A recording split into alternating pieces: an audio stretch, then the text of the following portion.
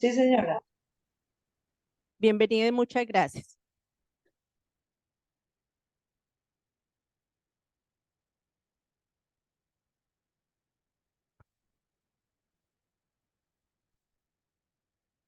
Perfecto, doctora. Cuando ustedes gusten, podemos comenzar.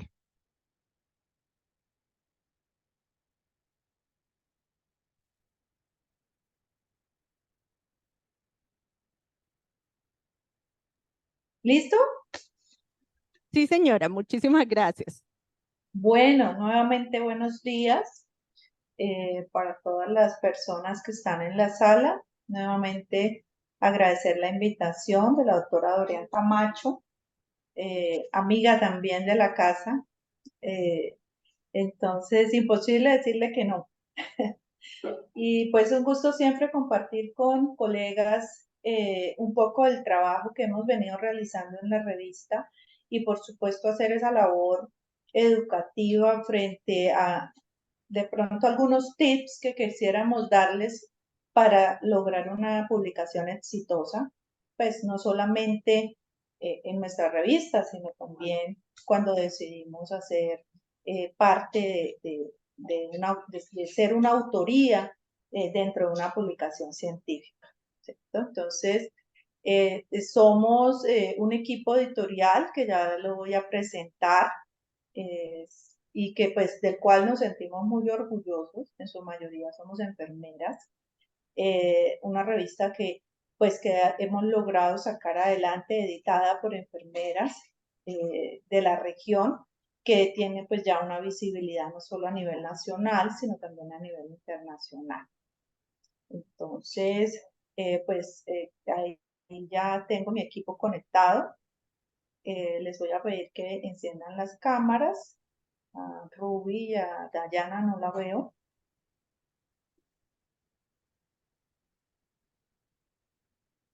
Bueno, entonces, ya está Ruby. Listo. Entonces, mi nombre es Claudia Torres. Yo soy enfermera. Trabajo en la Universidad de Santander ya desde hace varios años. Desde los últimos 8 dedicada netamente a la docencia y la investigación. Ya fui enfermera muchos años asistencial. Soy especialista en cuidado crítico a adultos, mi área de experticia. Tengo una maestría en gerencia en salud y actualmente pues soy doctora en educación y sociedad. Entonces, pues compartir en este rato con ustedes lo que ha sido parte de nuestro trabajo y la invitación a que nos lean también y a que nos citen sus trabajos. Para nosotros es muy importante esa parte. Eh, Voy a empezar haciendo la presentación. Ya déjenme, voy a compartir acá pantalla. Si me permiten ser coanfitriona, por favor, para poder compartir pantalla.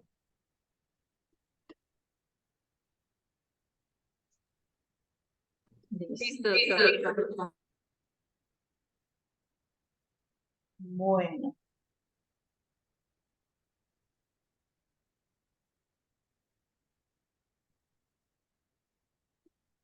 bueno, entonces el nombre de nuestra revista se llama Revista Cuidarte. Es una revista editada por el programa de enfermería que pertenece a la Facultad de Ciencias Médicas y de la Salud de la Universidad de Santander, Bucaramanga. Contarles con mucho orgullo que el año pasado cumplimos 15 años, somos quinceañeras en la edición de la revista. Por eso nos sentimos tan orgullosos de los logros porque somos jóvenes, somos unas niñas, adolescentes, frente a otras revistas de pronto del país que llevan muchos años y que de pronto tienen los mismos logros, pero en un mayor número de tiempo. Aquí en esta foto podemos ver al doctor Wilson Cañón, quien fue el editor anterior de la revista y quien yo le recibí este cargo, el cual hizo un trabajo excelente, impresionante y siempre lo menciono como parte de la historia. Sigue siendo nuestro editor honorario, honorífico, porque la historia pues no se puede borrar, ¿cierto? Hay una trayectoria, un trabajo que se hizo, una visibilidad principalmente en Brasil, que nos ha permitido esas herramientas avanzar. Pues estoy yo, la actual editora jefe de la revista, la doctora Miriam Durán Parra, que es nuestra decana del programa de enfermería de la UDES, y el doctor Patricio López Jaramillo, que es nuestro rector actual. Entonces, el año pasado hicimos un evento académico social donde celebramos esos 15 años desde nuestra primera vez que salimos con la idea y dijimos, vamos a hacer una revista. ¿Por qué no hacemos una revista? Algo que en un inicio sonaba bastante utópico, bastante imposible, pero pues parte de nuestra necedad y de llevar la contraria, decidimos iniciar con ese proyecto. Acá está nuestro equipo editorial, entonces tengo a la profesora Raquel Rivera, que es nuestra editora asistente, que ya más adelante pues hará una intervención también. Ya les mencioné a Wilson, que es editor honorario. Tengo a Ruby Rey, que es nuestra gestora editorial. Es prácticamente la gerente de la revista, ¿cierto? Es la persona que hace toda la parte de gestión editorial. Y está Dayana Salamanca, que es nuestra diagramadora. Entonces, es un equipo increíble, del cual me siento muy orgullosa, pero también a veces pensamos que nos faltan más personas. Ahora más adelante, que Raquel les muestre un poco nuestros indicadores, verán el flujo editorial tan alto que tenemos. Bueno, nosotros somos una publicación científica internacional que es arbitrada por pares externos. Actualmente tenemos nuestra política Open Access, que quiere decir que este acceso abierto. Nosotros difundimos conocimiento principalmente de enfermería, pero también desde el año 2018 abrimos nuestro abanico a recibir trabajos de otras áreas de ciencias de la salud, entre esas la línea de rehabilitación y de la línea médica. También realizamos ese tipo de trabajos tuvimos que hacer un fortalecimiento en nuestro comité científico, que pueden ver ahí tal vez personas que ustedes reconocen y que son representativas a nivel internacional, ¿cierto? De Brasil, España, México, y otros países, que son personas que nos ayudan con asesoría científica frente a veces algunas propuestas que tenemos muy específicas. El comité editorial también tiene miembros internacionales, Brasil, Estados Unidos, Reino Unido, Australia, que nos permiten hacer este trabajo. Nosotros hemos venido desarrollando un plan de mejoramiento que duramos en ese desarrollo 2 años, partiendo de un diagnóstico estratégico y una revisión de la política editorial que está permanentemente en ese cambio. Eso nos ha permitido mejorar nuestro proceso de indexación y lograr desde el año 2021 la indexación en Scopus. También este año recibimos la noticia que estamos ahora haciendo parte de la colección de Web of Design, más conocida como WOS, en este momento, dado que pues una vez uno tiene una indexación internacional, las otras pues empiezan a fluir un poco más fácil. Actualmente ya nos asignaron una categoría, que eso lo hacen basado en un índice que se llama el SJR, que se calcula con las citaciones.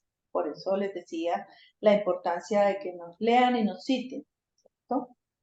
Porque eso nos permite este ranking. No solo basta ingresar, sino tener un ranking. Y creo que somos la única revista de Colombia que hemos dado el salto de entrar a ser indexada y entrar al cuartil 2. Casi todas las revistas entran en cuartil Q4 y van creciendo, ¿cierto? Van ascendiendo, pero en nuestro caso nosotros dimos ese salto cuántico a la Q2, lo que nos propone un reto muy grande porque tenemos que mantener ese nivel, ¿cierto? Entonces ahí viene la exigencia. Estas son las revistas colombianas indexadas en Scopus. Ustedes pueden ver, solo hay 2 revistas colombianas indexadas en Scopus. Una, la revista de la UDEA, de la Universidad de Antioquia, que se llama Investigación y Educación en Enfermería, y la nuestra. Entonces, cuando yo les digo que siendo jóvenes con 15 años, tener este logro frente a Antioquia, que es una facultad de las mejores, pero con muchos años, pues nos hace sentir muy orgullosos. Y las otras revistas colombianas indexadas en Scopus están en Q4, que las pueden ver ahí en el slide. En Colombia, pues las revistas están adscritas a universidades. Acá en la región nororiental tenemos la revista también de la UNAD. Esa revista es editada por una enfermera también. Entró a Scopus, están en cuartil 4. Está Quichan de la Sabana. Está la revista de la Universidad de Caldas, está la revista de la UDEA. Son 5 revistas que ustedes tienen dentro de su espectro en Colombia para hacer sus publicaciones, ¿cierto? Y ya vieron pues el ranking en que están en la lámina anterior. A nivel de Latinoamérica, pues somos y también la segunda revista, solo hay 2 revistas en Q2, las de Colombia, está Cuidarte y está la revista de la UDEA. Para publicar en una revista Q2 a nivel de Latinoamérica tienen la revista latinoamericana de Enfermayen, también está el Acta Paulista de Enfermayen, en este mismo ranking nuestro. Ya hay otras en Q3 y Q4, pero no están acá en la lámina, pero está, por ejemplo, la Gaucha o Gaucha de enfermería, está la de la Universidad de San Pablo, de la Escuela de Enfermería de Enfermayen, que está en Q3, que también son buenas opciones para publicar y que son, digamos, reciben, algo muy importante, reciben trabajos en nuestro idioma castellano. Muchas de ellas ya hay que hacer traducción, pero eso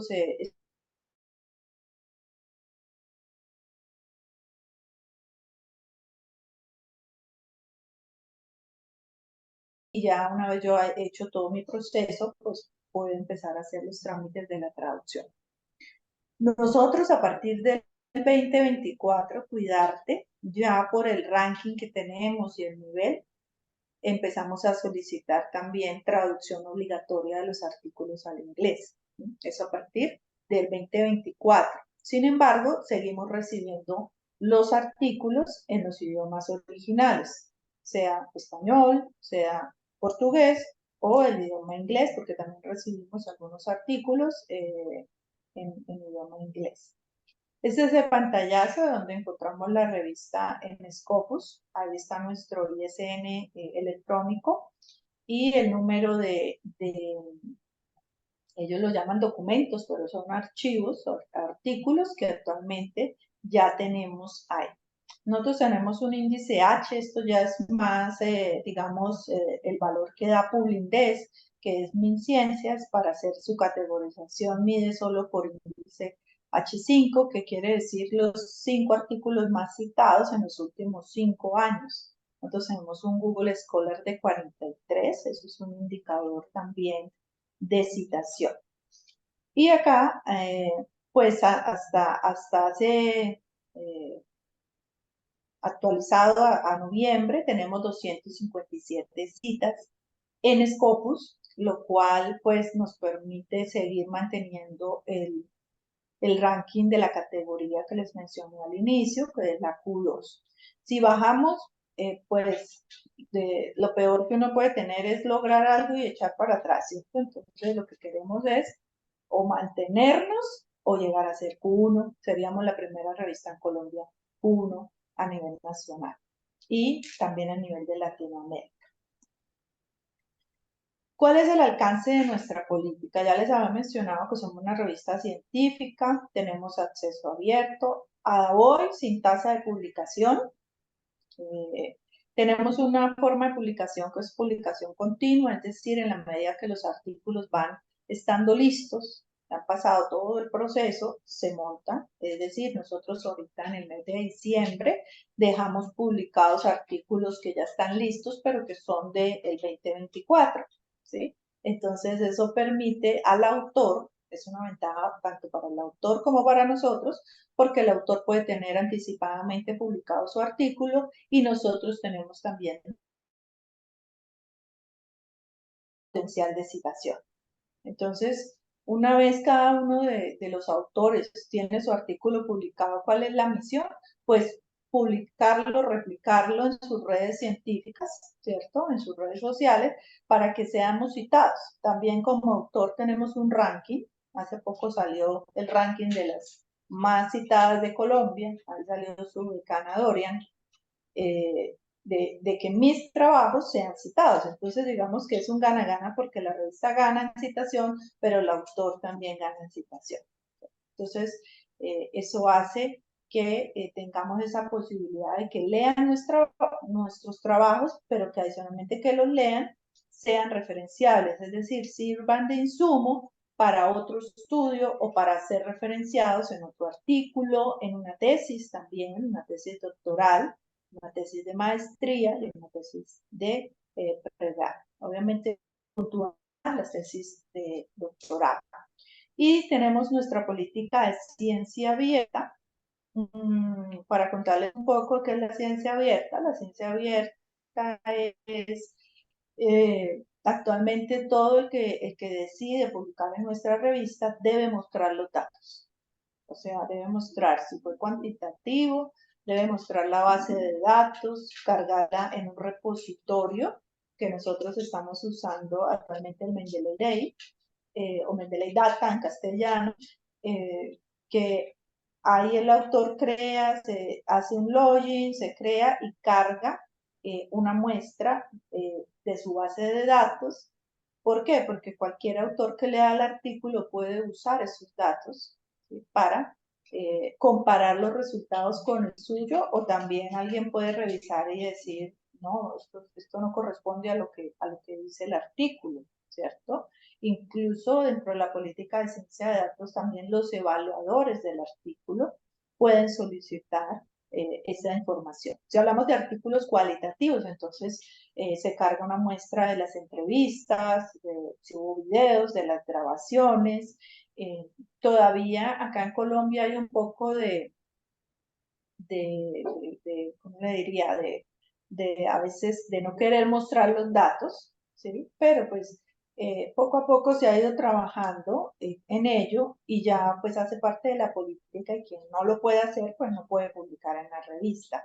Esto en otras revistas a nivel de Europa, del Reino Unido, que pues obviamente nos llevan avances significativos, se hace. Incluso se muestran las rúbricas de evaluación de los pares que revisan el trabajo. O sea, eso es abierto. Eso quiere decir la política de ciencia abierta. Nos mostramos sin ningún temor cuál fue el insumo de nuestros datos que nos llevó a hacer esa publicación. Si hablamos de una revisión sistemática, mostrar por ejemplo, los formatos de calidad con los que se evaluaron los estudios, actas de las reuniones de comparación de esos resultados. Bueno, es mostrar ese insumo. Entonces, yo que de aquí en adelante yo quise hacer una pregunta, ¿qué esperamos de nuestros autores? Porque ustedes están aquí porque son potenciales autores. Entonces, cada uno de nosotros va a conversar un poco con ustedes para decirles qué es lo que esperamos de ustedes cuando someten un artículo. ¿Sí? Entonces, acá voy a empezar yo, la gestora y también Dayana, nuestra diagramadora, porque cada una de nosotros hace una parte del trabajo, ¿cierto? Esto no es un trabajo que hago yo solo. Entonces, en este esquema vemos el proceso editorial, desde que el autor somete el artículo hasta que se publica, ¿sí? Tenemos unos tiempos ahí estimados de publicación que a veces se extienden porque dependemos del tiempo que demoran los pares externos para hacer las evaluaciones. Y son personas muy ocupadas que a veces no responden en los tiempos. O sea, nosotros no le podemos exigir, es que tiene que leerlo en 15 días, porque más bien ellos nos ponen la pauta, ¿cierto? Queremos hacerlo lo más ágil posible, pero dependemos de eso. Entonces, aquí pues va el primer tips de mi parte. No sé si ven mi puntero.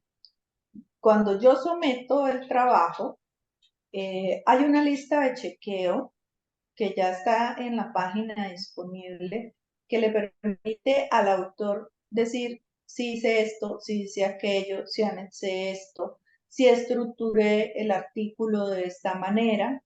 Aparte de leer las normas, ¿cierto? Que tenemos de la publicación, esa misma lista la aplicamos nosotros para saber si el artículo pasa el primer filtro, ¿sí?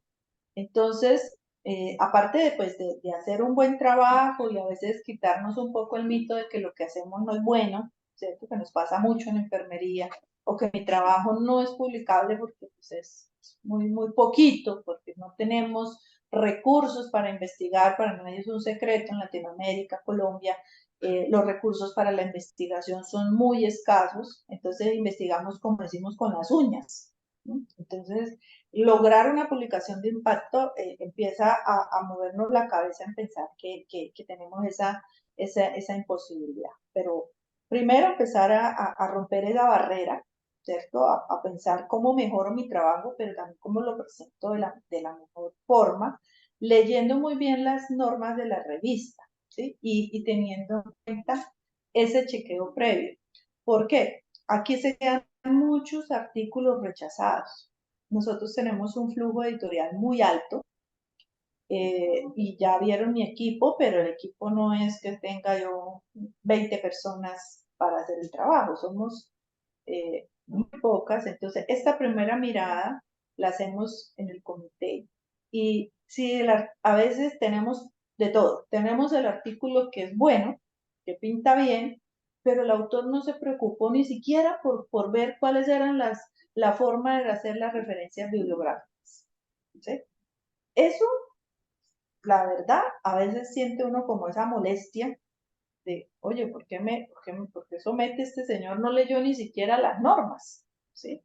Y lo que les digo, nosotros no tenemos el tiempo de decirle, oye, tu trabajo es bueno, pero sería bueno que revisaran las normas y lo volvieran a someter. Lo rechazamos, ¿cierto? Lo rechazamos porque eso implica una tarea astronómica, ponernos a decirle, arregle esto, arregle aquello, arregle aquello. Entonces, eso es lo primero. Cuando uno ve que el autor se toma la molestia de hacer todo el paso a paso, pues uno dice, bueno, vamos bien, ¿sí? En esta primera mirada nosotros solo leemos el resumen del trabajo, lo que llaman el resumen, el summary, eh, el título y el resumen, ¿sí? Tenemos un flujo semanal de hasta 30 artículos, de los cuales tenemos que definir cuáles pasan acá o cuáles no. Entonces, leemos el título y el resumen. Entonces, es muy importante que ese título sea llamativo, que el título casi diga el trabajo, que el título exprese todo lo que dice ese trabajo, ¿sí?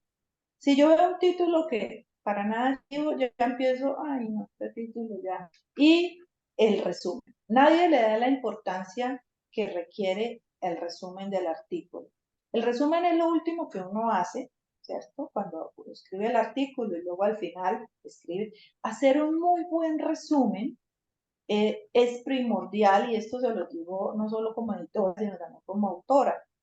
Eh, Porque eso es lo que lee el comité en revistas que tienen mucho flujo. Si me convence con el resumen, digo, vamos bien. Entonces, ahí, ¿qué hacemos? Nuestra gestora pasa a la lista de chequeo, porque nosotros pasamos la lista de chequeo. Cuando ni siquiera nos convence ni el título del resumen, eso chaza, porque yo no puedo desgastar la gestora pasando listas de chequeo que me van a dar 10% de cumplimiento, ¿sí? O sea, y hay gente que uno le dice, tiene que arreglar las normas y nunca vuelve a contestar. Entonces, tenemos que hacer una optimización de los recursos. Entonces, si ese título está muy llamativo, algo que sea innovador. Hay muchas cosas que son temas interesantes, pero se quedan en lo netamente descriptivo. Por ejemplo, nosotros vamos a ver un fenómeno de enfermería, qué sé yo, delirium en los pacientes. Entonces yo escribo el artículo y describo la incidencia del delirio en el hospital X de la ciudad de Santa Marta. ¿Qué es lo innovador de ese artículo? Nada, porque el delirio ya está estudiado, ya se sabe la incidencia, hay incidencia en Colombia, ¿sí? Dígame qué es lo innovador que tiene, y yo lo tengo desde el título.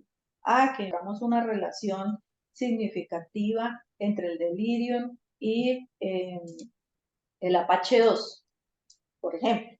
Entonces uno lee y dice, oye, esto no lo veamos acá, no hay publicaciones de esto. Bueno, estoy viendo un mismo fenómeno, pero estoy viendo el componente innovador, que ese fenómeno, cómo lo relaciono.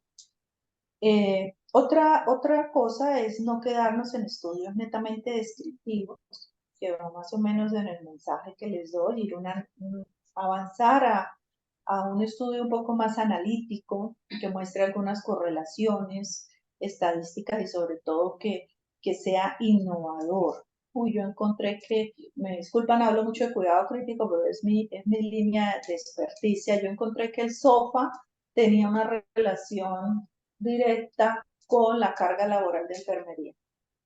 Entonces me dice, bueno, de eso hay cosas de carga, hay cosas de SOFA, pero que eso sea un indicador, un predictor clínico para decir si los pacientes tienen un SOFA más alto, hay mayor carga laboral.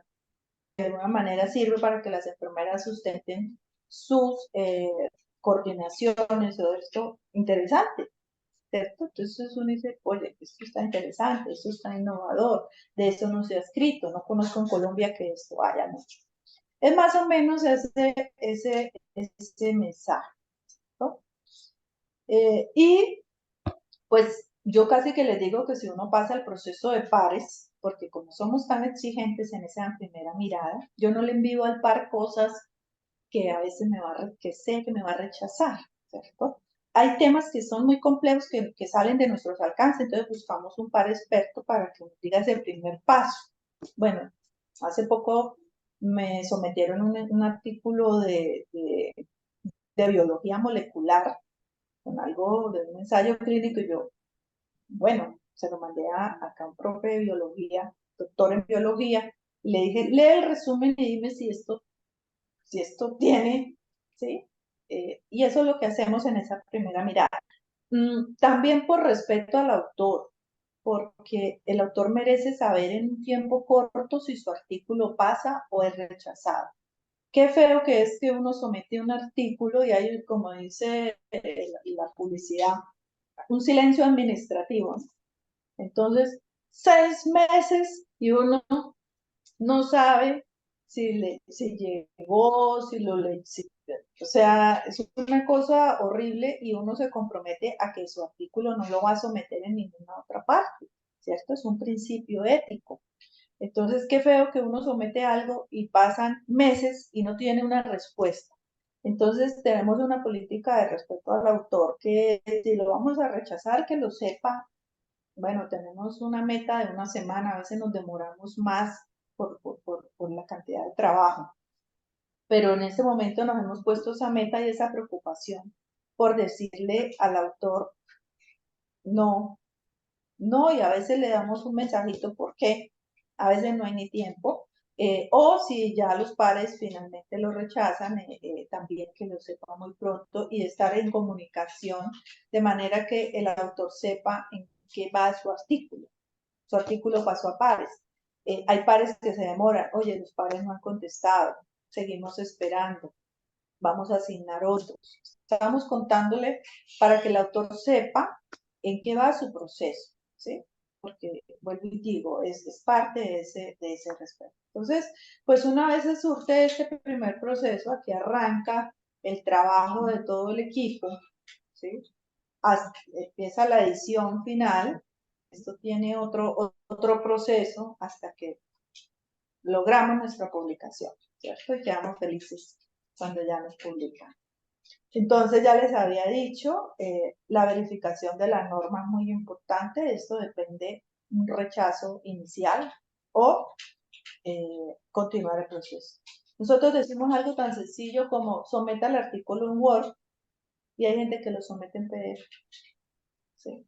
O sea, qué mal genio me da porque le ponen a uno a convertirlo para poder hacer. Entonces uno dice, esta persona o no está interesada en que le haga la publicación o solo sometió para cumplir, para tener la cartica que le dice su artículo fue sometido. No, no hay como esa, bueno, esa pasión, diría yo, esa motivación con que nosotros hacemos un artículo y con ese esmero que ponemos y con todo el equipo de autores para que tenga éxito. Entonces, eso es muy importante. El otro punto es el cumplimiento de las pautas éticas. Hay que leerlas, hay que declararlas, pero leerlas, hay que tener el acta de aprobación del comité de ética de donde se deriva el estudio. Uno escribe un artículo derivado de un proyecto de investigación, ¿cierto? Que debe tener un respaldo de un comité de ética. Bueno, ahora hay un movimiento, nosotros no lo hemos implementado, que para revisiones sistemáticas también se debe tener una aprobación, pero sí pedimos el registro previo en una plataforma. La más conocida es Próspero, pero pues hay otras también, ¿cierto? En eso no tenemos con que sea con una en particular, puede ser con cualquiera de ellas, para que esas pautas éticas se cumplan. Nosotros revisamos similitud, tenemos un software de similitud, entonces ustedes cuando hacen su artículo, pues todos son profesores y manejan la similitud, pásenle la similitud a su propio artículo porque esto es una causa de rechazo inicial también. ¿No? Es una causa de rechazo inicial. Hay que tener mucho cuidado con el autoplagio. A veces pensamos que como es mi proyecto y yo cogí cosas de mi proyecto para el artículo, pero mi proyecto está subido al repositorio de la universidad o lo lee Google, porque el Authenticate o el Turnitin son robots, ¿cierto? Ellos no entienden que el trabajo de Dorian de la tesis doctoral es ella misma, él suma la similitud, ¿sí? Entonces, a veces yo me pongo a leer un trabajo y digo, oiga, qué trabajo tan bueno, y me dice la gestora, jefe, tiene 80% de similitud. ¿Cómo así? Me pongo a mirar, pues es el artículo de su tesis doctoral. Hay que parafrasearlo, porque las tesis se suben al repositorio, y eso es una causa de rechazo inmediata del artículo, ¿sí? Entonces, son pautas que debemos tener y a veces el autor dice, pero es que mi tesis, es tu tesis, pero ya está publicada. Entonces yo no puedo copiar lo mismo, tengo que mirar qué hago, qué construyo nuevo, hacer una nueva construcción de esos resultados. Lo mismo con los informes de los proyectos de investigación. Bueno, ya en esta parte le voy a dar la palabra a Raquel, que les va a hablar un poco de los índices temáticos. Antes de terminar, quería también decirles que nosotros hace menos de un mes actualizamos la política editorial y estamos recibiendo reportes de caso. No recibíamos reportes de caso. ¿Por qué decidimos recibir reportes de casos? Porque como nosotros nos auditamos y llevamos unos indicadores, nos dimos cuenta que los pocos que teníamos, sobre todo en la época de COVID, que recibimos reportes de casos, eran citables. La gente los lee y los cita. Entonces, y además, muchas solicitudes también de enfermeras que hacen reportes de casos, sobre todo doctoras de enfermería, que hacen reportes de caso metiendo la parte del conocimiento teórico, el tema del PAE, el tema de las narrativas. Hay algo que se llama análisis del concepto, que todavía no lo entiendo muy bien, es de las doctoras de enfermería, y entonces ante tanta solicitud, bueno, miremos qué es eso, y ya encuentran en la política editorial cómo someter un caso de enfermería. Hicimos como una unificación entre un caso que puede ser clínico con PAE o un caso que tenga la parte epistemológica de enfermería con la teoría, con la narrativa, con los metaparadigmas. Si se hacen muy bien estructurados, son muy interesantes y la gente los lee y los cita.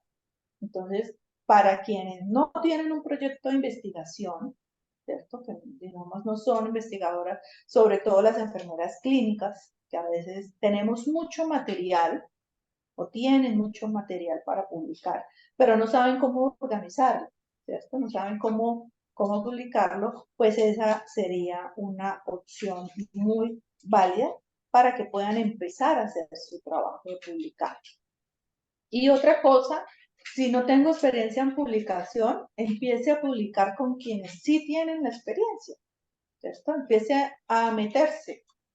A veces ya los que tenemos un poco de experiencia en esto, pues no tenemos el tiempo de sentarnos a escribir tanta cosa, pero si tenemos una persona que nos ayude en el proceso y podemos orientar, entonces hacer equipos es muy importante. Hoy en día publicar uno solo pues, no tiene gracia, primero, y segundo, no le da fuerza también al estudio. Entonces, publicar en conjunto, se pueden ir hasta 6 autores, entonces imagínense 6 personas, ¿cómo no van a poder escribir un buen trabajo?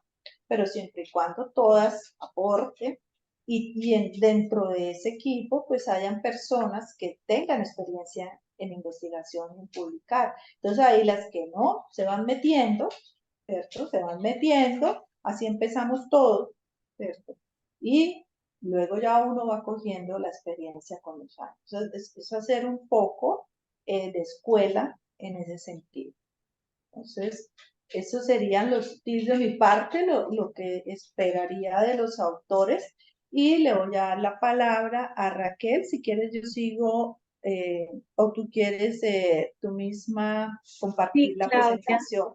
Sí, ¿Sí? por favor, para poder entrar también a la página de la revista y mostrarle los diferentes Listo. Perfecto. detalles. Listo. Entonces los dejo con Raquel. Bueno, muy buenos días. Muy grata pues de poderlos conocer. Pues espero poderles presentar algunas ideas que les puedan servir para su ejercicio en la publicación. ¿Me confirman, por favor, si ya pueden ver mi pantalla?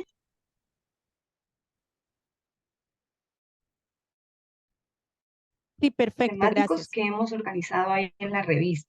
Eh, Perdón, sí, perdón, ¿podrías compartir que se vea solamente la pantalla? Es que se está viendo la doble pantalla. doble pantalla. Ah, bueno, un momento. Y entonces se ve pequeño. Ajá. O sea, dale modo presentación, Raquel. Yo creo, por eso es que se ven las dos. Ahí, Ahí y dale modo presentación y ahí sí las puedes correr con él. Ahí. ahí, ahí ya está mejor. Todavía no se ve modo presentación. Ah, caray. Un momento. Ahí, Sí, está perfecto. listo, bueno. Entonces, este es un listado de temáticas que tenemos en nuestra revista. Si vamos, ingresamos a la página de la revista Cuidarte. Acá está organizado que en la columna derecha podemos visualizar las temáticas o categorías. Entonces, por ejemplo, podemos ingresar a la de cuidados intensivos. Perdona, Y, estamos viendo la revista, estamos viendo la presentación. sí, carachas, un momento otra vez. Raquel, si quieres, dale compartir toda la pantalla. Listo, ahí Es ya. mejor. Bueno. Sí, ahí. Ok. Listo, entonces vuelvo a presentarles. Entonces nosotros buscamos en Google Revista Cuidarte y encontramos nuestra página. Entonces aquí en el lado derecho En la columna hablan de unas categorías, que son las que le presenté hace un momentico en la diapositiva. Entonces está COVID-19, cuidados intensivos, enfermedad crónica no transmisible, geriatría, cardiovascular y metabólico, atención comunitaria, educación y formación. Entonces uno puede, por ejemplo, dar clic sobre cuidados intensivos y acá nos listan todos los artículos que se están relacionando como con esa temática. Entonces es una forma fácil o ágil que nos puede dar idea de qué se está publicando en relación a esa temática. También contamos pues con todas estas pestañas que, por ejemplo, para autores uno se dirige a instrucciones de los autores y nos habla acerca de qué requisitos, qué tipo de textos o artículos, qué debe contener en cada uno de ellos. Todo esto pues uno lo debe leer en detalle. Por ejemplo, las tablas y las figuras son máximo 6, que a veces pues ocurre que se pasan. Las porcentajes nosotros tenemos estipulado que sean con 2 decimales y que, cuando se describan entre paréntesis esté el número o el n de a qué corresponde ese porcentaje. Bueno, todo lo de declaración de conflictos, las referencias bien estructuradas. Ya en relación a los tipos de artículos, como comentaba Claudia, pues es muy importante llevar como una lista de chequeo. Nosotros nos guiamos sobre todo por las que nos ofrece Equator. Si ven, esto tiene una interfaz que uno puede dirigir y abrir una pestañita. Equator es muy usada por la mayoría de las revistas.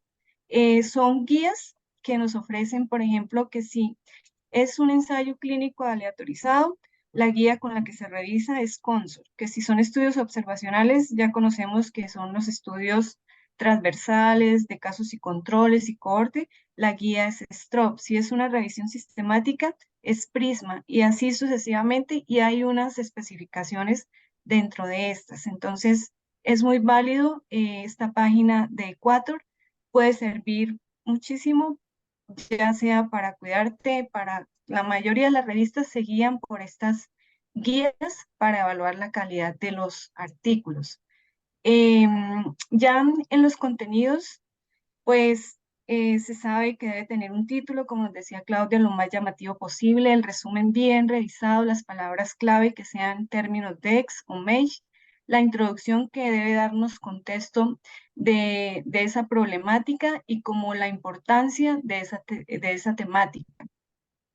Bueno, en este es para casos clínicos o narrativas de enfermería, pero eso también aplicaría para artículos de investigación. En caso de, por ejemplo, la metodología, debe revisarse conciso cuál fue el tipo de diseño, cómo fue el proceso de selección de la muestra, y en este proceso de selección de la muestra, tanto la muestra como el muestreo, y en la muestra que dé un soporte de por qué fueron 20, por qué fueron 30, que por qué fueron 120. A la par de eso debe darse el dato como del error que se admite alfa y el beta, además de la prevalencia con la que se tomó ese dato, ya sea una prevalencia o una medida de tendencia central.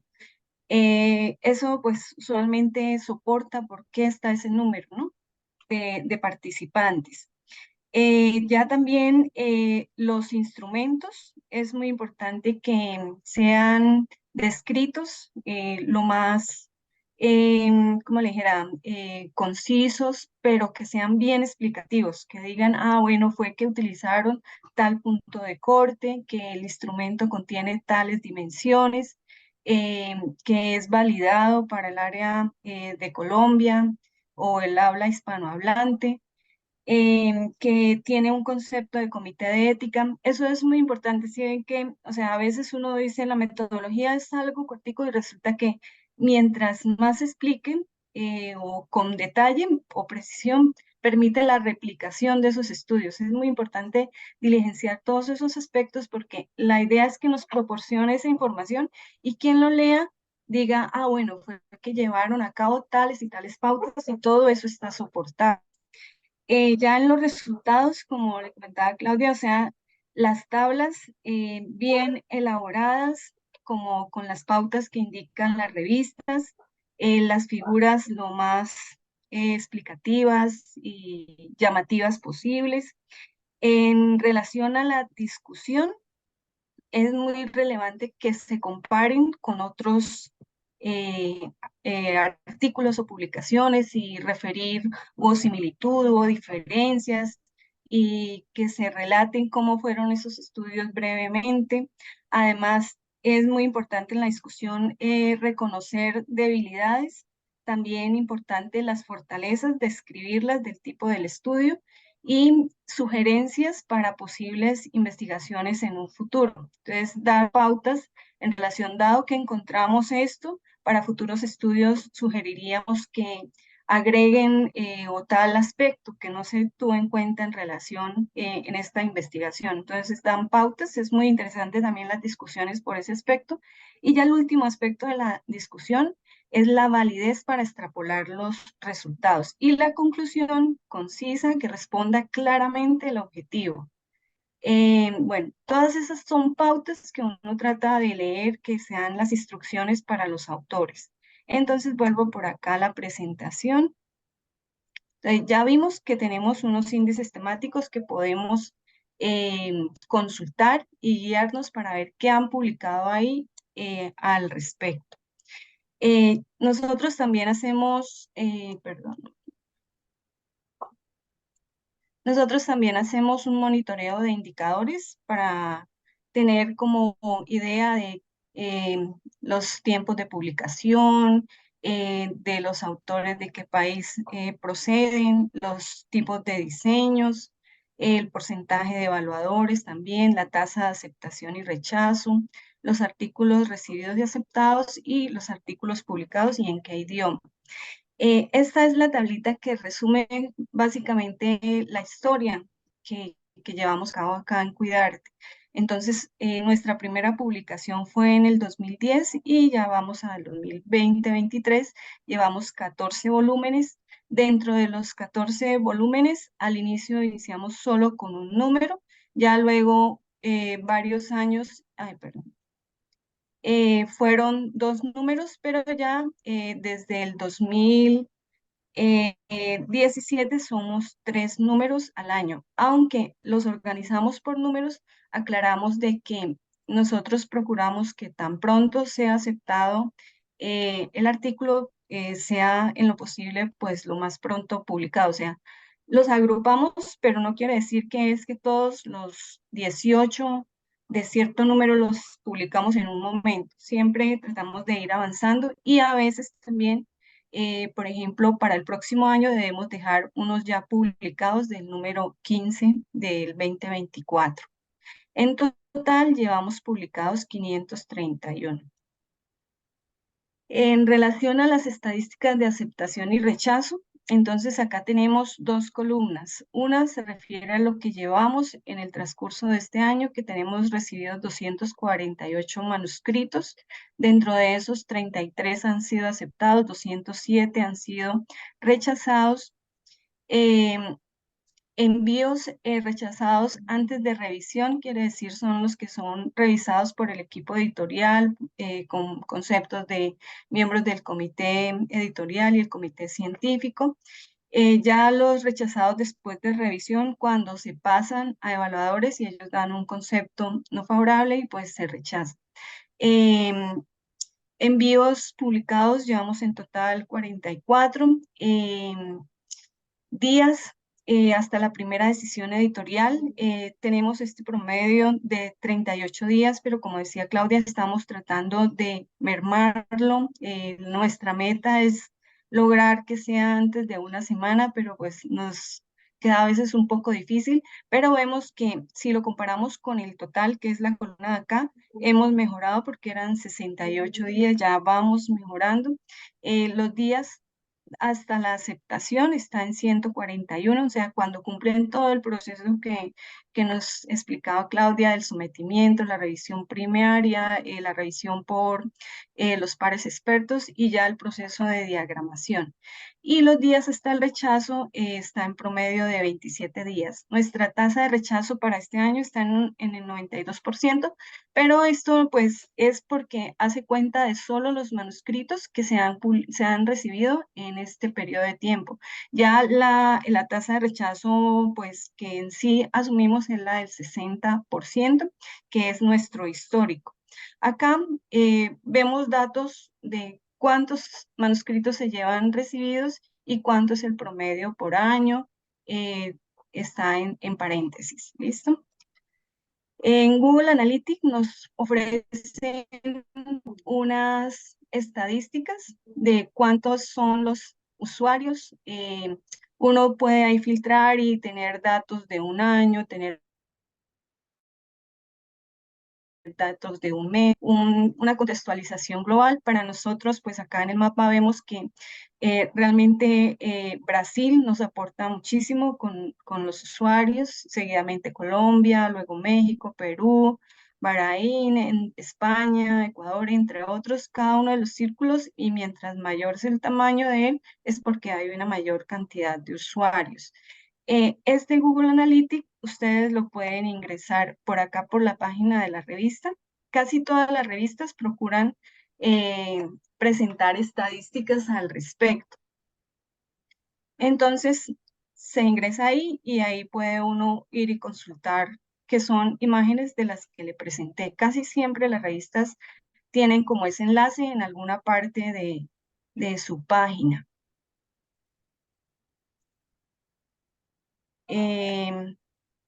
Ya seguidamente, pues las estadísticas de Scopus. Scopus, pues es una muy buena base de datos, nos permite tener una contextualización de las diferentes revistas.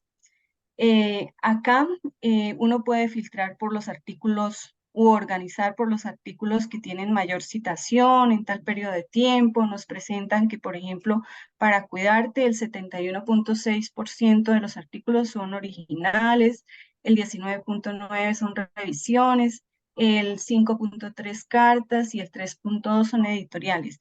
Y también nos da unos filtros de palabras clave que uno puede acceder a ellos y filtrarlos. Entonces, cuando ingresan a Scopus, usualmente uno busca a través del ISN si le interesa tal revista, ¿no?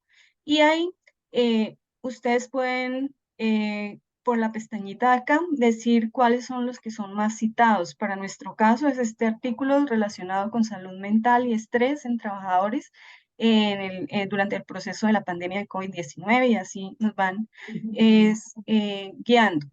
Y acá lo que les mostraba acerca de las palabras clave. Entonces, si nosotros tenemos una temática específica, ya está cargando. Bueno, no me cargo. Pero uno puede decirle acá, señalarla y filtrar a través de ella. Perdonen, intentar por acá. Se está demorando un poquito. Tal vez, pues, por la compartida de la pantalla, algo así, se me demora, pero usualmente no demora tanto.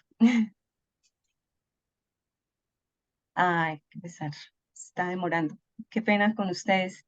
El hecho es que funciona muy parecido a cómo funciona PubMed, pero solo que uno le da clic. Aquí, por ejemplo, en cuidadores, sí, ahorita sí me salió acá la opción, y le dice limitar. Y al limitar le va a ofrecer los artículos sobre esa temática. Ven, no me está dejando. Pues,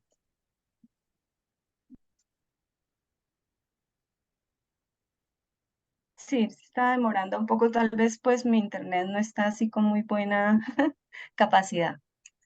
Pero la idea es, cuando exploren Scopus, ir por ese lado que les va a apoyar muchísimo, ya sea para la revista Cuidarte o para las diferentes revistas que ustedes estén interesados. Scopus ofrece pues de forma interesante eso. ¿Listo?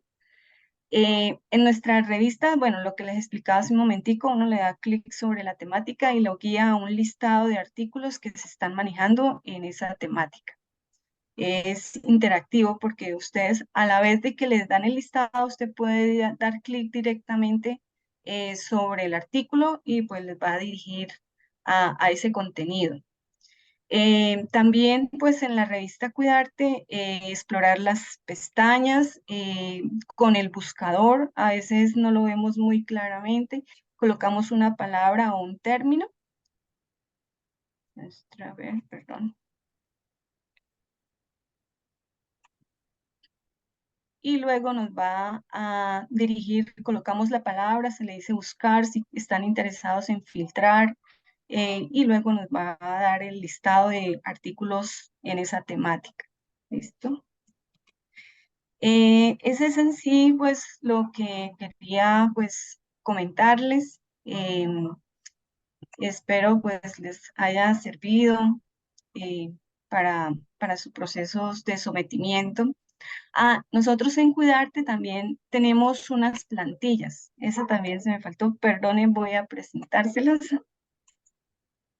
porque sí me parece importante, o sea, aporta y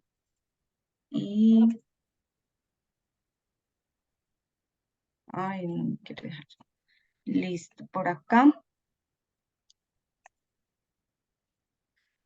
Acá a mano derecha tenemos unos formatos. Entonces está el formato de originalidad de autoría, el de principios éticos, la lista de verificación de sumisión, el formato de metadatos y la plantilla de la revista.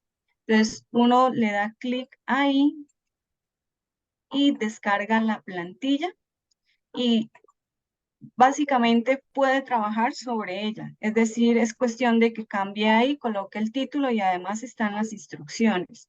Ahorita tenemos los highlights, tenemos pues una estructura del resumen y los diferentes aspectos que les pueden aportar o para su proceso de construcción del manuscrito, así como ejercicios, ejemplos de referencias. ¿Listo? Esa era en sí, pues, lo que quería comentarles. Muchísimas gracias por la atención. Gracias, profesora Raquel. Y para complementar lo que de pronto comentó Raquel frente a la metodología, que es un aspecto tan importante de un manuscrito, cuando hablamos de un artículo cualitativo, es igual, ¿sí? A veces ponemos metodología, diseño de abordaje cualitativo con tantos participantes, ya. No, el abordaje cualitativo también tiene que declarar el diseño, ¿cierto? ¿Cuál fue el diseño del estudio? ¿Fue fenomenológico? ¿Fue etnográfico? ¿Fue una IA? Y soportarlo desde la teoría bajo la mirada de este autor, porque en Quali es una cosa, el mundo es infinito, ¿cierto? Entonces, sirve mucho respaldarlo con un autor, ese diseño sobre el cual usted se paró para desarrollar el trabajo, porque me mandan cualitativo descriptivo, eso no es nada. ¿Sí? Entonces uno dice, no, ya rechazado, porque no tiene un diseño claro y así mismo, pues, el cual y no es que yo voy a entrevisto y escribo pedacitos de lo que me dicen y ya saco las categorías, hay que mostrar todo ese diseño de la misma manera que lo hacemos con Quanti, como para complementarle la parte de metodología de la que hablaba Raquel. Y también, perdone, Claudia, también en los resultados, a veces uno recibe unos manuscritos que tienen un buen tamaño de muestra, pero se quedan en un análisis descriptivo y hasta tienen buenos instrumentos. Y uno dice, uy, qué pesar, o sea, uno con esa información mínimo un bivariado y perfectamente pueden hacer un multivariado donde determinarán relaciones. O sea, son esfuerzos que hacen porque recoger toda esa información uno sabe que es complejo Sí, y se queda como con esa limitante. Realmente a veces es cuestión de explorar un poquito más o buscar apoyo a veces no tenemos muy claro pues todos esos análisis que pudiéramos hacer, pero a la par yo creo que en casi todas las instituciones hay estadísticos que pueden aportar, Apoyar. apoyar, sí. Ok, gracias Raquel. Entonces, me voy a permitir darle paso a la profesora Rubia Jacqueline Rey, que es nuestra gestora editorial, y ella nos va a decir desde su punto de vista qué espera de los autores. Buenos días para todos.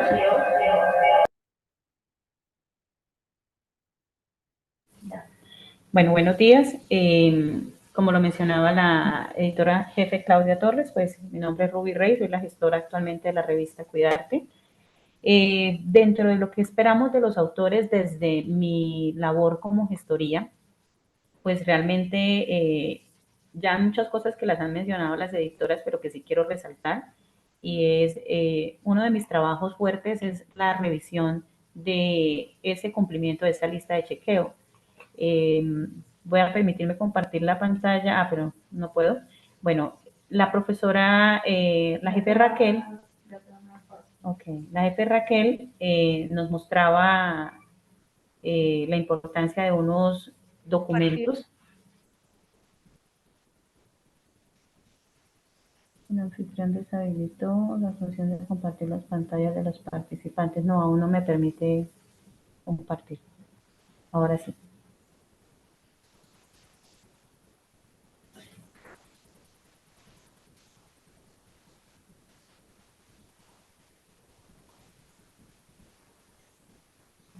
¿Ahí ya se ve? Sí. Bueno, entonces, aquí la profesora Raquel nos comentaba la importancia de estos formatos. Uno de mis trabajos precisamente es revisar, hacer esa revisión inicial cuando ustedes someten un documento. Es muy importante el momento de, ya las editoras les han comentado a ustedes pues todo el tiempo que ellas gastan, los apartados que ellas revisan, pero pues una de las labores mías es realizar o pasar una lista de chequeo a los documentos que después de revisados por las editoras consideran que tienen un potencial para ser publicados. Dentro de eso pues se maneja una lista de chequeo adicional donde se da un puntaje por el cumplimiento de la información o los requisitos que ustedes como autores deben cumplir en el sometimiento de sus documentos. Dentro de eso encontramos estos formatos que son muy importantes como es el formato de originalidad de autoría y el formato de principios éticos y metadatos. Estos formatos, la revista cuenta con ellos en un PDF, ¿sí? Ustedes los pueden descargar, aquí los pueden mirar, pueden descargar acá cada uno de los formatos y es importante el diligenciamiento y que se realice en el formato pues establecido por cada una de las revistas. A veces se pierde puntaje porque no lo someten en el formato que es de la revista y pues obviamente uno a veces va revisando documentos y bien es cierto, pues mi trabajo es hacer esa revisión de lista de chequeo. Sí, a veces veo que hay trabajos muy interesantes y es triste que tener que colocarles un puntaje bajo porque no cumplen con algo como son los formatos que ya cuenta el home de la revista, ya los tiene incluidos. Entonces, ese es uno de los puntos que realmente sí quiero reforzarles como autores y es en esa revisión minuciosa de este home de la revista donde ustedes aquí van a encontrar instrucciones a los autores, los tipos de artículos que ya les había mencionado la jefe Raquel, ¿sí? Porque esto le resta puntaje al momento de hacer una evaluación o repasar esa lista de chequeo que luego va a ser revisada obviamente y verificada por las editoras y el comité editorial para mirar pues ese porcentaje de cumplimiento. Hay un formato muy importante que es el formato de metadatos. Este es un documento que es muy relevante y es de mucho cuidado porque cuando nosotros vamos a publicar, o en mi trabajo, hacer la publicación, se tiene que cargar esta información. Y cuando hay errores que son, por ejemplo, de apellidos o de nombres de los autores, es un error que realmente no se debe cometer al momento de publicar un documento. Por esto es muy importante que realmente sí cumplan con estas especificaciones. A veces, por ejemplo, en la lista de chequeo no indican quién es el autor de correspondencia, como lo muestra acá el formato. O sea, el formato realmente les dice a ustedes qué se debe colocar. Perdón, lo mismo la afiliación institucional es muy importante. Si ustedes, generalmente ustedes se han dado cuenta que la revista maneja la afiliación, el nombre de la universidad o la institución de la cual usted labora o trabaja en ese momento. Pero aparte, si nosotros vamos a revisar ya como tal la revista o los artículos cuando nosotros lo publicamos, ¿sí? Ustedes se van a dar cuenta que les va a aparecer también una información sobre ese historial, ¿no? Ese historial de ustedes. Entonces, aquí abajito ustedes lo pueden ver en la página, la biografía del autor. Entonces, esos metadatos son importantes porque si bien es cierto, nosotros aquí arriba solamente colocamos la universidad, la afiliación o la institución con la que usted trabaja, si usted, por ejemplo, desea manifestar que usted profesor o digamos como los estudios o otra formación que usted tenga, pues nosotros contamos con este apartado que es la biografía del autor. Por eso sí es importante que pues ustedes nos compartan realmente pues la información en esos metadatos que sean completos. ¿Sí? Eso es algo muy importante para nosotros dentro de la revista. ¿Sí? También se solicita el email, que ustedes saben que como autores es muy importante que tengan el email donde puedan ser consultados. ¿Sí? A veces se leen, si alguna persona que leyó su documento está interesada en algún instrumento que usted haya realizado, que tenga la forma de contactarse con ustedes y verificar que ese email realmente funcione, porque muchas veces se coloca un email de una institución donde yo laboraba o dejé de laborar y resulta que pues ya no cuento con ese correo electrónico. Otro apartado importantísimo es el ORCID. El ORCID es un identificador, como ustedes ya saben, y la revista lo exige para las publicaciones. Ahorita actualmente en la revista el ORCID ustedes lo agregan ahí, pero ustedes lo están identificando al momento de cargar la información o de someter el documento, ustedes mismos están colocando el ORCID y si se llega a presentar alguna dificultad, pues al momento de realizar la publicación yo siempre vuelvo y les remito correo solicitándoles que hagan esa confirmación de su ORCID. Aquí hay otros 3 apartados muy importantes que son los conflictos de interés, la información sobre financiación y agradecimientos en caso de que los tengan. Realmente hago mucho énfasis en esto y yo pienso que no solamente para la revista Cuidarte, sino para cualquier revista, esta información de metadatos es una información realmente muy importante. Y sí es importante que ustedes se tomen el tiempo de verificar que la información que esté ahí sea la información correcta y completa. Eso por esa parte de los formatos. Frente a una de las dificultades que más encuentro al momento de realizar diagramación de documentos son los resúmenes. Ya la jefe Claudia Torres les había indicado a ustedes por la importancia de un buen resumen, de un buen título, y es importante que se revisen siempre estas instrucciones a los autores. Ahí siempre nos va a informar según el tipo de manuscritos que ustedes vayan a someter, cuáles son los apartados de ese resumen. Lo que siempre me encuentro es que generalmente tienden a no incluir la discusión, pero si son investigaciones, ¿sí? Son documentos de investigación cuantitativos, ¿sí? Que llevan un análisis descriptivo y análisis de relación, pues es importante que lleve el apartado de discusión, pero generalmente no lo hacen. ¿Sí? No se fijan y esto resta muchos puntos. Yo lo hablo desde el punto de mi quehacer como gestora, que es precisamente esa revisión del cumplimiento de esas solicitudes que hace el equipo editorial para el sometimiento de una revista. Lo otro es, uno de mis trabajos o otro de mis trabajos es la diagramación. Cuando ustedes someten un documento ya aprobado, pasa por evaluadores y les dicen a ustedes, sí, el documento se aprobó, todo está muy bien, se puede realizar, lo vamos a publicar, pasamos a 2 procesos que son procesos de diagramación. Uno que es un proceso de diagramación de Word, que es el que yo les voy a hablar, y más adelante pues les hablará Dayana en el proceso de diagramación de PDF, que es el que le corresponde a ella como diseñadora gráfica. En ese proceso de diseño del documento en Word es tomar toda esa información que ya se vio y organizarla según el formato de la revista. Entonces, voy a mostrarles más o menos como para que se hagan una idea de cómo es el documento que se utiliza.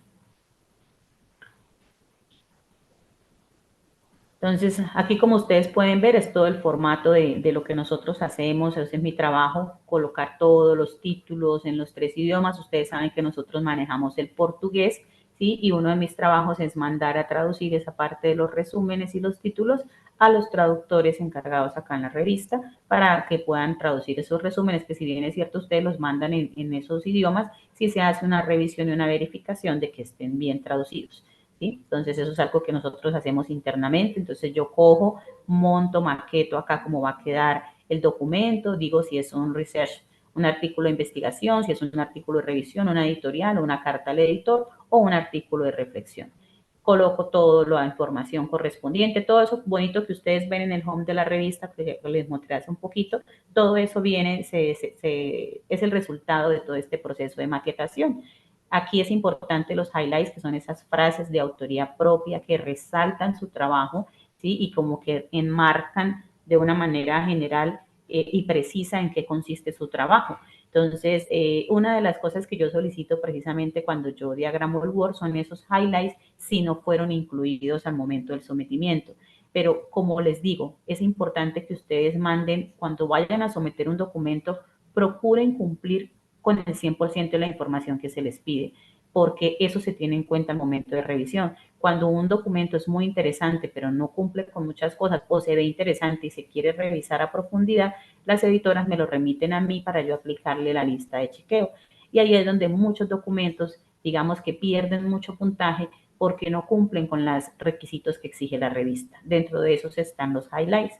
Aquí, como ustedes pueden ver, el resumen tiene una introducción, objetivo, materiales, métodos, resultados, discusión y conclusión. Esos son los apartados que debe tener cada uno de los resúmenes en español, el abstract en inglés y el resumen en portugués.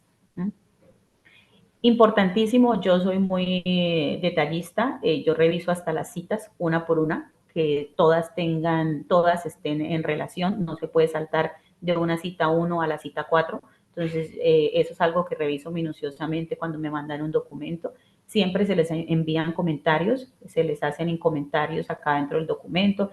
Por favor, se saltó de la cita 1 a la 5, agregue las otras, le hace falta este apartado, ¿sí? Entonces, toda esta maquetación es lo que se hace como tal dentro de la revista. Se hace toda esa revisión de las tablas que les dijo la profesora, la jefe Raquel, las gráficas, se hace el formato correspondiente, ¿sí? Algo que se encuentra uno a veces es que generalmente algunos autores no acostumbran a usar un referenciador, por ejemplo, como Mendeley o como Redwood, que le permite a uno cambiar las citas de una manera rápida. ¿Por qué lo digo? Uno de los requisitos de la revista es el metadata, es el dataset, que es que usted pueda, como lo decía la jefe Claudia, nosotros somos una revista abierta, por lo tanto requerimos que ustedes tengan por lo menos una parte o ya sea completo el análisis de sus resultados, ¿sí? Subidos a un repositorio, ¿sí? Hay muchos repositorios como Mendeley, como Zotero, como nosotros tenemos una lista de los que nosotros recomendamos para que ustedes lo hagan. Y al momento de ustedes ingresar el dataset, que eso va dentro de materiales y métodos, mirar acá, ya me bajé, discusión. Yo hago todo eso. Si ponen un punto en el título, yo lo quito porque los títulos pues no llevan punto, toda esa cuestión de formato. Aquí ustedes deben incluir dónde quedó guardado, en qué repositorio guardaron esa información o esos datos de análisis de su información o de su estudio, ¿sí? Y aquí es donde ocurren más problemas porque no acostumbran a usar un referenciador, entonces tendrían que mover manualmente. Si yo aquí tengo que agregar la nueva cita porque debo insertar la cita de ese dataset, algunos les da bastante trabajo porque tendrían que entonces, si aquí vengo de la 13 y coloco la 14, pues todo lo demás, si son 40 y pico, imagínese usted hacer ese cambio manual de esa cita en el documento. Entonces sí es importante realmente que se utilice un referenciador. Sí, nosotros acá no tocamos nada de referenciador. Cuando me mandan los documentos con referenciador, yo las correcciones que hago dentro de las referencias las hago respetando el referenciador, precisamente para no generarles a ustedes traumatismo en dado caso que tengan que incluir la cita.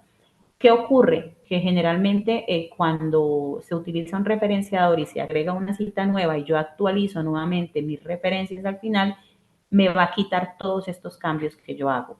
Por eso yo generalmente no les corrijo de una vez las referencias, sino que les digo, mire, ajusten las referencias, les doy más o menos 3 ejemplos y les digo, agreguen el dataset y cuando lo hayan agregado, corrijan las referencias. porque si usted hace todo este trabajo y luego ingresa la cita arriba, todo este trabajo que usted hizo de colocar la cita en color azul, aquí la información en color azul, el enlace, los apellidos en negrita, nosotros manejamos formato Vancouver, ¿sí? Todo esto que usted hizo se le va a perder porque le va a volver a quedar nuevamente todo en color negro sin formato, ¿sí? Entonces, a veces esas son de las cosas, digamos, que más como que retardan el proceso de publicación y la diagramación. Y como le digo, hasta que el documento no esté correcto, pues yo no puedo dar paso a que se apruebe la diagramación del PDF, ¿sí?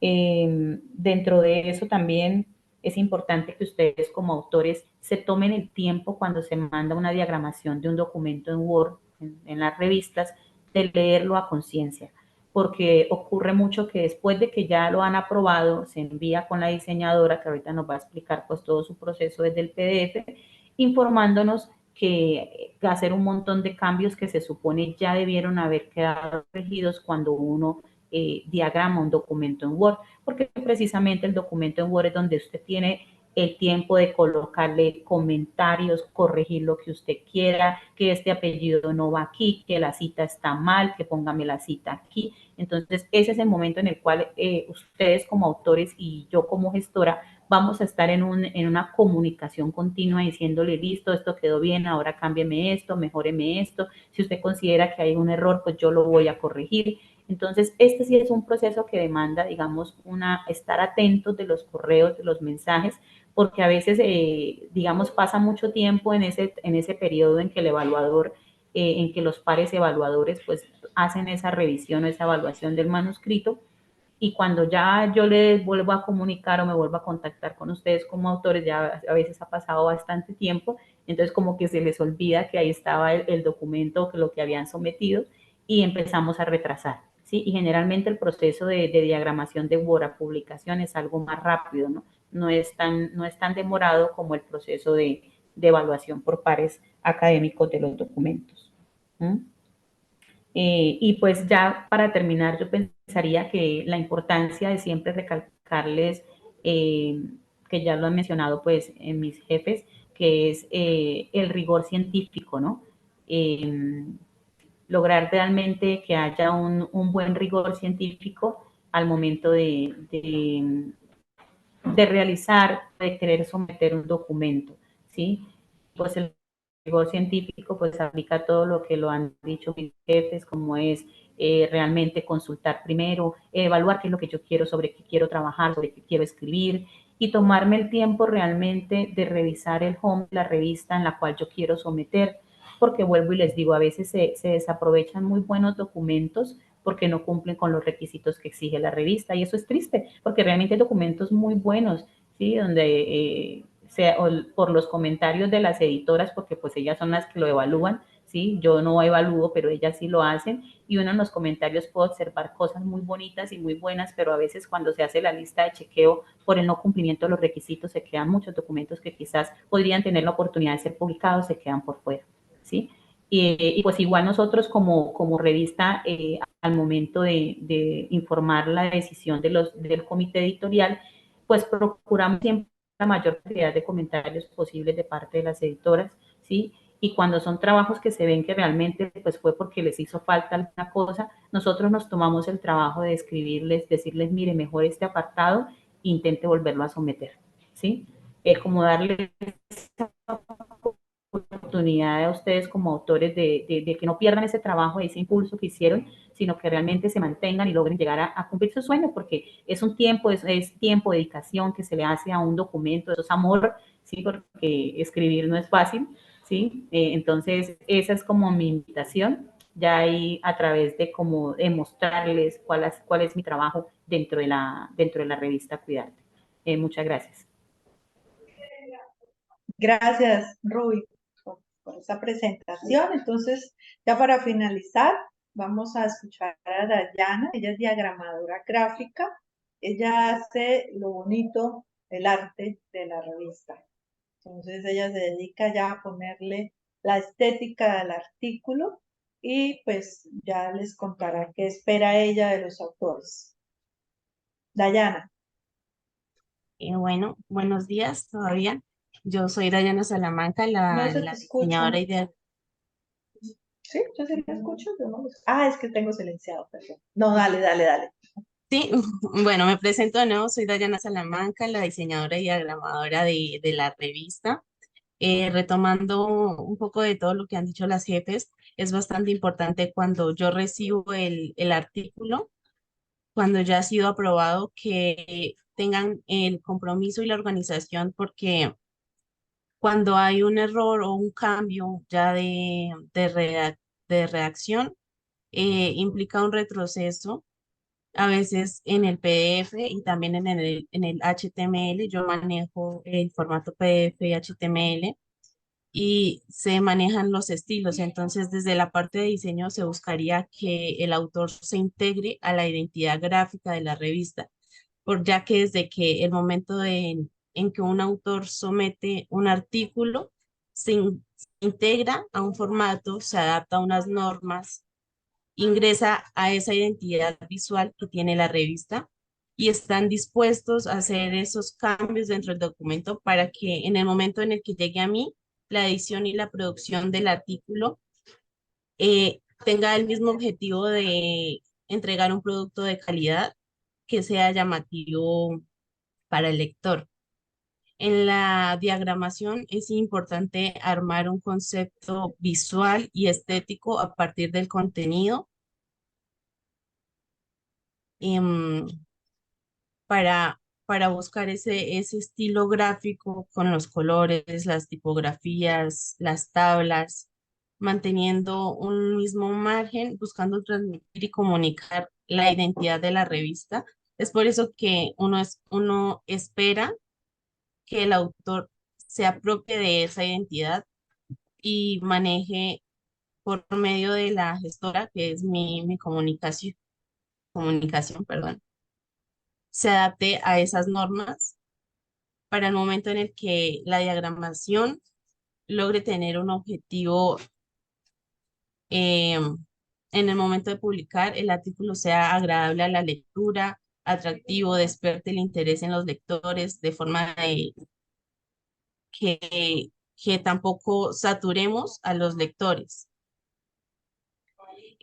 Bueno, así como anexo, dentro del documento se debe manejar bastante los hipervínculos. Es por eso que, como la jefe lo decía, las referencias son bastante importantes, porque en el momento en el que el artículo ya está para publicar, yo debo de revisar que cada link sirva, funcione, redirija a la página, porque muchas veces se sube y en este nosotros actualizamos el OJS, el medio en el que se publican los artículos, y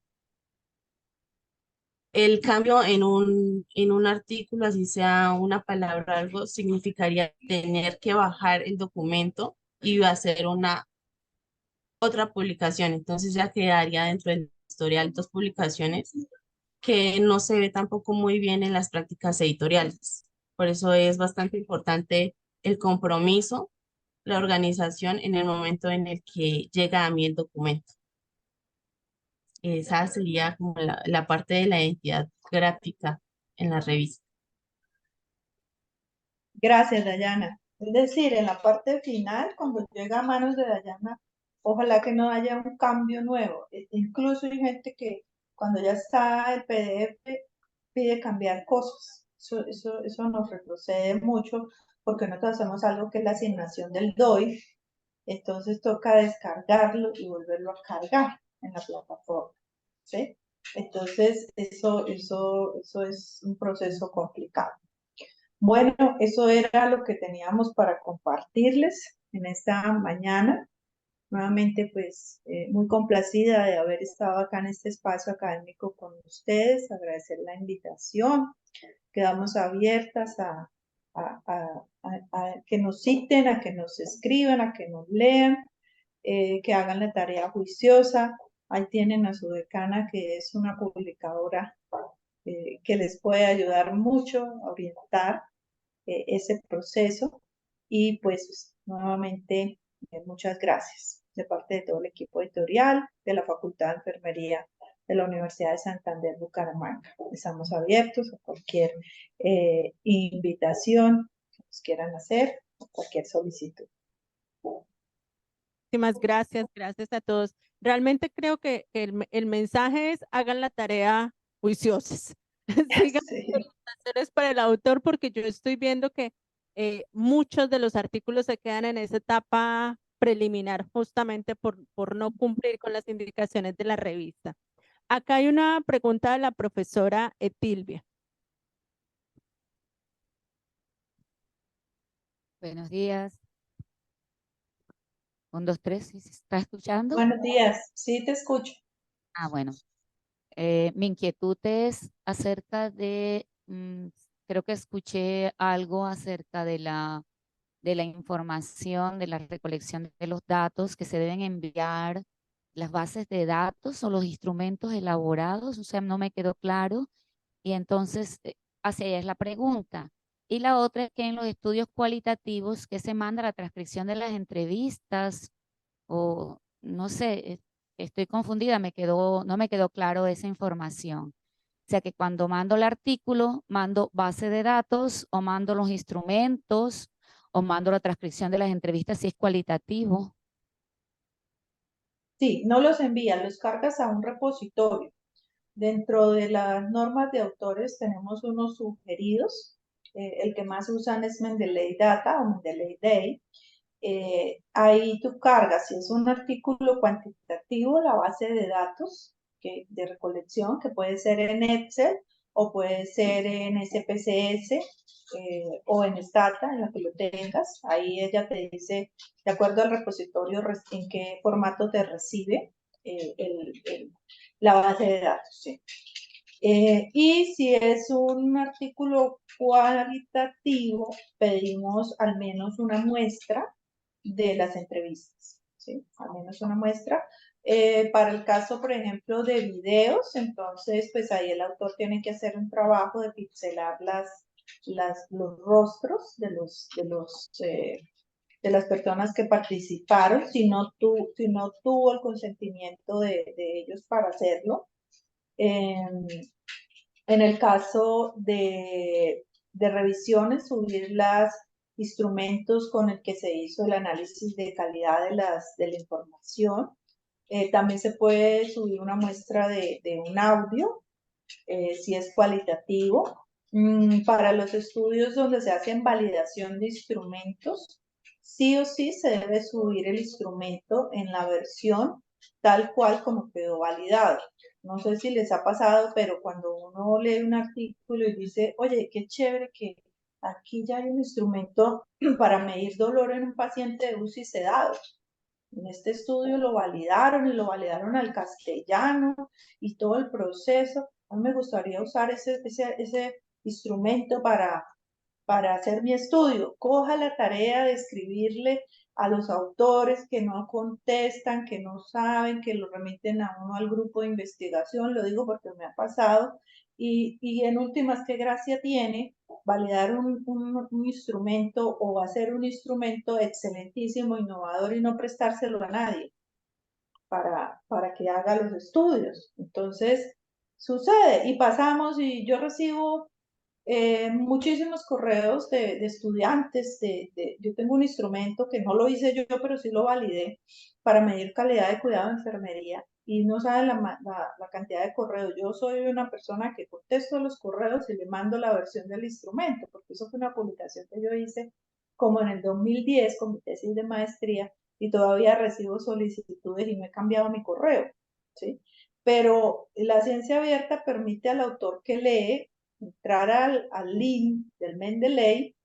No sé si Raquel me ayuda mostrando un artículo que esté publicado con el Mendeley y lo mostramos y entrar a encontrar el instrumento. Cuando el autor somete nuestra revista por la política de ciencia abierta, nos cede a nosotros los derechos de su trabajo, ¿cierto? Eso es en todas las revistas. Entonces, dentro de esos derechos nosotros, el autor, el lector o quien quiera usar esa información, no tiene que remitirse al autor, sino se remite a nosotros y lo hace a través de un clic en la revista, dentro del mismo artículo, ¿sí? Entonces ahí encuentra el instrumento y lo puede usar, nos puede mandar un correo diciendo que lo va a usar para legalizar y listo, ahí está. Hace poco recibimos una solicitud de un autor, era como Arabia, que nos pedía la base de datos de un trabajo que yo había hecho y se le facilitó la base de datos porque él quería hacer comparaciones, pero no quiere leer el estudio porque el estudio no muestra ya la tabla hecha. Necesita la base, los datos crudos, para poder completar su análisis y hacer las comparaciones con lo que él está encontrando en su estudio de Arabia Saudí, ¿sí? Eso es la ciencia abierta, y hace parte de la ciencia abierta. Es decir, la ciencia debe ser algo público, con la ciencia pues no se hace negocio, hay revistas que ustedes saben que cobran por un artículo, yo me niego a pagar por un artículo, ¿cierto? Para leerlo tengo que pagar, por Dios, o sea, ni siquiera me van a prestar la base ni nada. Entonces, esto hace parte del movimiento de ciencia abierta que nosotros nos hemos acogido y lo hemos empezado a implementar en la revista. Esto ayuda a crecer la ciencia en enfermería y a que pues, seamos más. Qué chévere que usen mi instrumento y me referencien, ¿cierto? Eso es maravilloso, ¿no? Dios mío, por allá me nombraron en alguna parte, este es el instrumento de la doctora Claudia Torres, uno, uy, Dios mío, alguien me lee, alguien ve mi trabajo, pero no, mi trabajo lo tengo yo guardado en lo personal, ¿sí? Eso es un poco de eso. Entonces, sí, se sube en ese repositorio y lo que se pone dentro del artículo es el link que se convierte en una referencia y eso te lleva a ese repositorio para que el autor pueda tener acceso abierto a esos datos. Sí, lo que pasa es que nosotros todavía no tenemos mucha información acá en Colombia de ese movimiento, pero sí empezamos ya a trabajarlo de esa manera. Que yo hice el estudio en el hospital y el hospital no me deja publicar los datos, pues no puedes publicar en la revista, sencillamente, porque ya es una política. ¿Sí? Es que mira, nosotros cuando estamos de este lado, en la academia, dependemos de las instituciones, ¿cierto? Entonces ahí debe haber una sinergia porque nosotros tenemos acá las ideas de investigación o tenemos las plataformas para hacer la investigación, pero las que están allá en la clínica tienen los pacientes, tienen los datos, tienen el trabajo de campo y nos falta avanzar hacia esa sinergia de cómo nos conectamos, porque cuando ellos, hace poco, en tema de pandemia en una UCI ESMO acá, me llama la enfermera coordinadora de la UCI y me dice, Claudia, que tenemos todos los datos de los pacientes COVID en ESMO, de los que se murieron, los que hicieron delirio, de la sedación, de cuánto fue el RAS, de cuánto fue el Apache, cuánto fue el SOP, pero no sabemos qué hacer con eso. Ayúdenos, ustedes en la universidad, auxilio. Entonces, yo le decía a Raquel, mire esa riqueza de datos que tienen, salen como 3 publicaciones de eso, ¿sí? Pero entonces yo le dije, bueno, tienes que pedir permiso a la clínica, hacer el comité, entonces otra vez me llamó, no, mire, me pidieron llenar todos estos datos y yo no tengo ni idea cómo los lleno, ayúdenos. Entonces, bueno, hagamos una alianza, ¿cierto? Ustedes con nosotros y sacamos ese proyecto y esa publicación adelante, ¿sí? Porque eso suele pasar. Entonces hay que empezar a trabajar en esas sinergias y las instituciones tienen que entender que esos datos, incluso uno no pone ahí nombres de pacientes en una base, uno pone códigos, o sea, códigos, el código tal que tiene tantos años, que tal que tuvo este puntaje en el Excel. Entonces, todavía hay instituciones que no permiten eso, entonces pues hacia allá tenemos que avanzar y lamentablemente si no se puede hacer, pues no lo podemos publicar porque no hace parte de nuestra política editorial. ¿Sí pudiste abrir, Raquel? Sí, Claudia, ahí sí ven mi pantalla. Sí, sí, Sí, sí, sí. bueno, por ejemplo, este autor colocó la cita del dataset, es la número 16. Entonces, esta referencia, este DOI lo genera cuando se carga en Mendeley Data. Es uno de los más usados. Y aquí, pues, permite contextualizar y ver, por ejemplo, ellos cargaron el instrumento, el proceso de validación, la caracterización, todos estos archivos, uno puede descargarlos y contribuye para un nuevo análisis. ¿Listo? Entonces, son oportunidades para hacer más investigaciones al respecto. ¿Listo? Algo muy importante también es que cuando tú cargas estos datos en el repositorio, te genera inmediatamente un DOI. O sea, tú ya puedes citar eso en este trabajo y lo puedes citar en otro trabajo. Puedes tener citaciones anticipadas como autor, ¿sí? Entonces, tú cargas ahí que te va a pedir el resumen y te va a decir, escriba el título, escriba el resumen del trabajo, cargas los soportes y él inmediatamente te arroja una cita con DOI. Es decir, que tú puedes citarte, autocitarte, que eso no está mal, ya antes de tener el artículo publicado, porque te da de una vez un identificador DOI. Entonces, incluso hay otros repositorios donde uno puede cargar cosas y están publicadas de una vez. Lo que pasa es que se ha ido a exagerar esto y a creer que eso ya es un artículo. No es un artículo, es el resumen y es la intención de que ya lo sometí, pero que puedo mostrar eso abiertamente. No debo tener temor de mostrar mis datos ni mostrar mi trabajo porque lo hice bien y no me lo estoy inventando. Esto de ciencia abierta también, profesora, se ha dado porque lamentablemente ante la presión de muchas instituciones educativas porque los profesores investigadores publiquen, ¿cierto? Y a veces unas presiones de que si no publicó tanto, pues se va o algo así, se ha dado que muchos autores inventan los datos, inventan los artículos. ¿Sí? Yo puedo escribir un análisis, hacer la tabla de datos del aire, ¿sí? Y entonces esto respalda que los datos son ciertos, que yo realmente recogí 100 pacientes, recogí 80 pacientes, recogí 200 pacientes, y que ahí está mi trabajo y quien quiera bajarlo y analizarlo, lo puede hacer. Eso es la ciencia abierta. No sé si le respondí la pregunta, profe.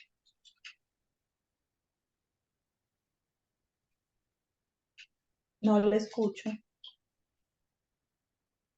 ¿Cierto? Sí. Ah, ¿aló? Sí. Sí, ya te escucho. Agradezco la información, pues el aclaramiento la aclaración de la pregunta y sí, sí es cierto. Fíjese que a veces cuando hacemos docencia en investigación, ahí a mí me ha pasado que hay cosas muy bonitas, trabajos muy bonitos, y cuando no el estudiante le dice, tráigame la base de datos, y uno se queda esperando la base de datos porque se da cuenta que no, que seguramente es invento. Porque si te trae la base de datos y te trae toda la información, no dices, sí, esto lo hizo y mira, aquí están las encuestas, los instrumentos que se utilizaron. Es una forma de validar, me parece, pues, como que muy oportuno para uno decir, sí, si el trabajo lo hice bien, pues yo tengo que tener todos los datos, no tengo por qué ocultar nada si el trabajo, si es un resultado de una investigación con todo el rigor investigativo o científico que se debe hacer. Parece muy bien. Gracias nuevamente. Con Feliz. gusto.